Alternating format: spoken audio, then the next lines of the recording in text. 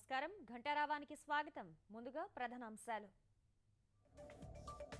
విదేశాలకెళ్లి ఉద్యోగాలు చేయాలనుకునే వారి కోసం కొత్త పథకం ప్రవాసీ కౌశల్ వికాస్ యోజన ప్రకటించిన ప్రధాని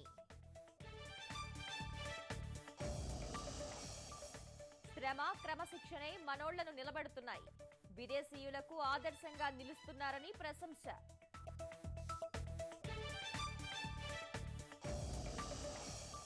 ఘనంగా స్వర్ణ భారత్ ట్రస్ట్ మొదటి వార్షికోత్సవం పాల్గొన్న జస్టిస్ చలమేశ్వర్ కేంద్ర మంత్రి వెంకయ్య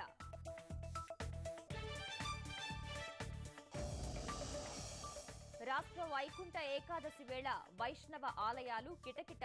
తిరుమలకు పోటెత్తిన భక్తులు ఘనంగా రథోత్సవం ఒంగోలులో ఉత్సాహంగా ఆనంద ఆదివారం ఆడిపాడిన యువతీ యువకులు